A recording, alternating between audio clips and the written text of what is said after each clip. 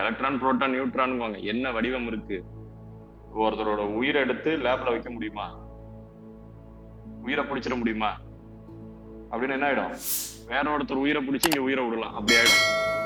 புரியுதுங்களா? இன்னொன்னு, எறும்புக்கும் அதே உயிர் தான், உங்களுக்கும் அதே உயிர் தான். எறும்பு நீங்க உயிரால வேற ஆள் கிடையாது. உடம்பாலையும் அறிவாலையும் புலன் அறிவாலையும் எக்ஸ்பீரியன்ஸால தான் நீங்க வேற ஆள். உயிரால நீங்களும் எறும்பும் ஒண்ணுதான். எறும்பு மட்டும் இல்ல, இந்த நுண்ணுயிரிங்கிறாங்கல்ல, அதுவும் நீங்களும் ஒண்ணுதான். இன்னும் சொல்ல போனா வானத்தை வெறுமையா பாத்துட்டு இருங்கன்னு சொல்லியிருக்கு. வெறுமையா பாத்தீங்கன்னா பூச்சி பறக்கிற மாதிரி ஒண்ணு புள்ளி புள்ளியா போயிட்டு இருக்கும், வெள்ளி கலர்ல இருக்கும். அதுவுமே அணு. உங்க கண்ணுக்கு தெரியறதே டஸ்ட் தான். அதுக்குள்ள ஒருத்த வந்துதான் இப்படி ஓடிட்டு இருக்கேன். புரியுதுங்களா? அப்ப அது எவ்வளவு நுண்ணியதுன்னு பாத்துக்கணும். அந்த உயிரை பத்தி ஒரு கணக்கு சொல்லணும்னா அவர் சொல்றாரு, ஏதோ ஒரு முடி எடுத்துக்கங்க, அது ஒரு முடிய 100 × 1000 பெருக்கி வகுத்து வர ஆன்சருங்கிறாங்க. அவ்வளவு நுண்ணியது. ஒரு முடியிலிருந்து நீங்க இன்னும் நுணுக்கமா போகணும். புரியுதுங்களா? மிகச்சிறியது, அணுவினும் சிறியது, அண்டத்தினும் பெரியது, வேற அண்டத்தினும் பெரியது, அணுவினும் சிறியது. புரியுதுங்களா? அப்ப அததான் என்ன சொல்றோம்? உயிர் தன்மை. இந்த உயிருக்கு இயல்பாவே அழியிற தன்மையே கிடையாது. உயிருக்கு அழியிற தன்மை கிடையாது. இப்ப நமக்கு ரெண்டு இருக்கும். ஆன்மா பிறக்கிறதும் இல்லை, இறக்கிறதும் இல்லைன்னு ஒரு தத்துவம் இருக்கு. புரியுதுங்களா?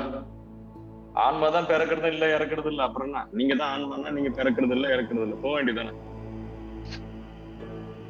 இந்த கோட்பாடுக்கு வந்தீங்கன்னா, இந்த தத்துவத்துக்கு வந்தீங்கன்னா, நீங்க யாரு அப்படின்னு கேட்டீங்கன்னா, எந்த அனுபவமும் இல்லாம, எக்ஸ்பீரியன்ஸ் இல்லாம, யாரோ சொன்னதெல்லாம் வச்சு நான் ஆன்மா அப்படின்னு ஒருத்தர் பதில் சொல்றாரு. அவர் யாருக்கு சொன்னாருன்னா, அவர் அந்த ரமண மகரிஷி, புத்தர், இவங்கெல்லாம் இந்த புத்தகத்தெல்லாம் படிச்சுட்டு ஒருத்தர் கேள்வி கேட்டா சொன்னா பெரிய ஆன்மா அப்படிங்கிறாரு. உணர்ந்தியா அப்படின்னா அது என்ன உணர்வு? ஆன்மாவை என்ன உணர்வு? ஆன்மா அழிவில்லாதது, பிறக்காது, இறக்காது. இது அறிவா எடுத்துக்கிட்டா போதுமா? பத்தாது. எக்ஸ்பீரியன்ஸ் பண்ணணும். எக்ஸ்பீரியன்ஸ் பண்றது மட்டும்தான் உண்மை. அனுபவத்துல வர்றது மட்டும்தான் உண்மை. அனுபவப்படாதது எல்லாமே உங்க எக்ஸ்பீரியன்ஸ் இல்ல, அது வேற ஒருத்தவங்க எக்ஸ்பீரியன்ஸ், அது வேற ஒருத்தவங்க உண்மை. புரியுதுங்களா? அப்போ இந்த உயிர் பிறக்கிறது இல்ல, இறக்கிறது இல்ல, அது நல்லா தெரியுது. இதுல நம்ம உயிரா இருக்கமா, ஜீவனா இருக்கமா? இல்லையா? சின்ன வயசுல இருந்து நீங்க என்னவா இருக்கீங்கன்னா வச்ச பேரா இருக்கீங்க. உங்க பேரை தான் சுமக்குறீங்க. அதோட அப்புறம் நல்ல பேரையும் சுமக்குறீங்க, கெட்ட பேரையும் சுமக்குறீங்க. உங்க பேரோட சிவகுமார் நல்லவர் அப்படின்னு 4 பேர், இல்ல அவரு கொஞ்சம் கெட்டவர் அப்படின்னு ஒரு 4 பேர். இந்த ரெண்டுத்தையுமே நீங்க சுமக்குறீங்க. உங்க பேரோட சேர்ந்து சில பேர் கொடுக்குற நல்ல பேரையும் சுமக்குறீங்க, வாங்கிக்கிறீங்க. டிஸ்டர்ப் ஆகுறீங்க. நல்ல பேர் கொடுத்தா சந்தோஷப்படுறீங்க, அதுவும் டிஸ்டர்ப் தான். கெட்ட பேர் கொடுத்தா சங்கடமாகறீங்க, அதுவும் டிஸ்டர்பன்ஸ் தான். அப்ப நீங்க உள் வாங்கிக்கிறீங்க அடுத்தவங்க கொடுக்குற பேரை. அப்ப அந்த உலகம் கொடுத்த பேரோட தான் திரியுறீங்க. புரியுதுங்களா? அதையும் மீறி உங்களுக்கு எல்லாம் செத்து போயிடுறாங்களே, செத்து விட்டா பணங்கிறாங்களே. அப்ப அந்த பணத்தோட பேர் என்னாச்சு? அந்த பேர் யாருக்கு சொந்தம்? அந்த உடம்புக்கு தான் சொந்தம்னா பேரை சொல்லி கூப்பிடலாமே. செத்துட்டா பணம்னுறாங்க, ஒரே பேர். பணத்தை எப்ப எடுக்கிறீங்கன்னு தான் கேக்குறாங்க. மரியாதையா அவர் எப்படி இப்பதான் கொஞ்சம் கொஞ்சம் மாறுது. ஏன்னா இப்ப எல்லாம் கோச்சுக்கோம்னு, அவர் எப்ப எடுக்கிறீங்க, அப்பாவை எப்ப எடுக்கிறீங்க, ஐயாவை எப்ப எடுக்கிறீங்க அப்படின்னு கேக்குறாங்க. அதை நீங்க கோச்சுக்குவீங்க. புரியுதுங்களா? உங்க மனசு நோகக்கூடாது. அதுக்கப்புறம் என்ன இருக்கு? செய்யற வேலை. அந்த வேலை பேரை சொல்லி உங்களுக்கு கூப்பிடுறாங்க. சொல்றாங்களா, வண்ணா, மீனவன், குழவன் குழவன் குழவன் நிறைய சொல்றாங்க பாரு, கொய்யவன், நிறைய பேர் இருக்கு. அப்போ வைக்கிற அப்புறம் அடுத்து நீங்க செய்யற கர்மத்தின் பேரு உங்களுக்கு வருது. அப்புறம் ஏதோ தத்துவ ஞானிட்ட போயிட்டீங்கன்னா நான் யாரு அப்படின்னா அவரு ஒண்ணு புதுசா அவங்க சொல்றாரு, ரமணர் மாதிரி இருக்காரு. அதெல்லாம் விடு, ஊர் சொன்னதெல்லாம் விட்டு நீ உடம்பா, மனசா, அறிவா, உணர்வா, உயிரா? இந்த சாமி இத்தனை கேட்டுருச்சு, எதுவுமே எக்ஸ்பீரியன்ஸ் பண்ணலையா? உடம்புதான் சாமி நான் எக்ஸ்பீரியன்ஸ் பண்ணிருக்கேன். அப்புறம் மனசுனா எனக்கு ஏதோ ஒரு புரியுது, அறிவுனா கூட புரியுது, உயிரோட தான் இருக்கேன், உயிர் எங்க இருக்குன்னு கூட புரியுது, உயிர் எப்படி இருக்கணும் புரியுது. புரியாத நம்ம என்னன்னு சொல்றது? உயிரை யாரும் எக்ஸ்பீரியன்ஸ் பண்ணது இல்லையே, உயிரோட இருக்கேன் அவ்வளவுதான். புரியுதுங்களா? உயிர் எப்படி இருக்கும், அதோட தன்மை என்ன, அதோட கலர் என்ன, அதோட வடிவம் என்ன, எக்ஸ்பீரியன்ஸ் பண்ணும்ல.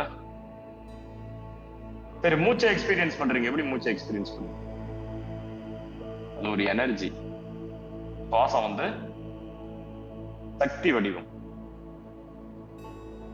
உடம்பு மண்ணோட வடிவம். நீங்க பாக்குற பொருள் எல்லாம் மண்ணின் வடிவம் தான், டஸ்ட் தான்.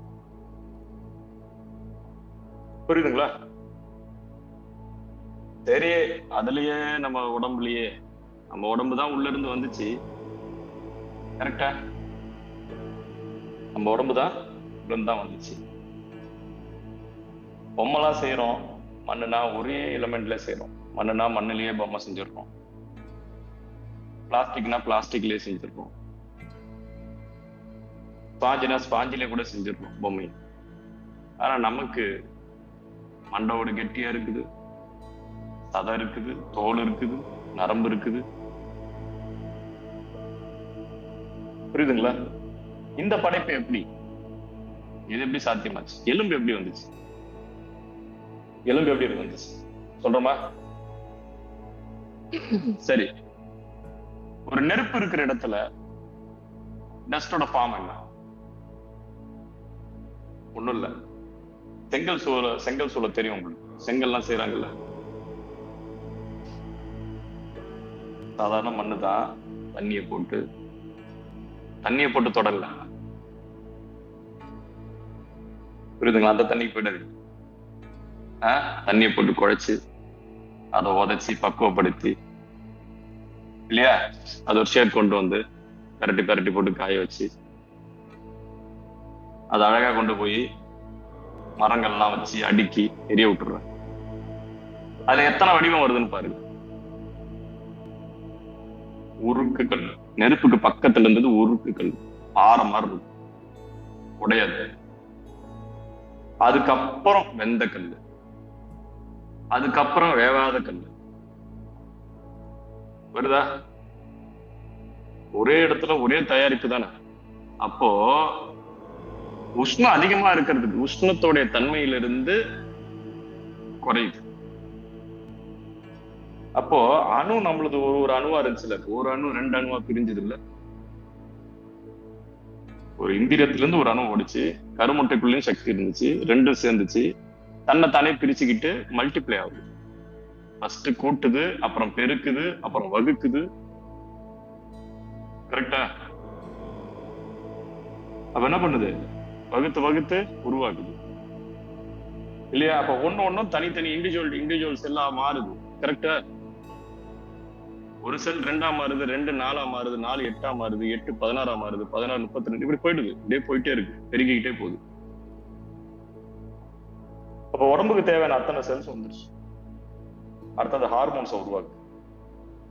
அப்ப அந்த செல்லுக்குள்ளேயே டிசைன் இன்பில்டா இருக்கு, டிஎன்ஏ இன்பில்ட் இருக்கு. கரெக்டா? சொல்றது புரியுதா?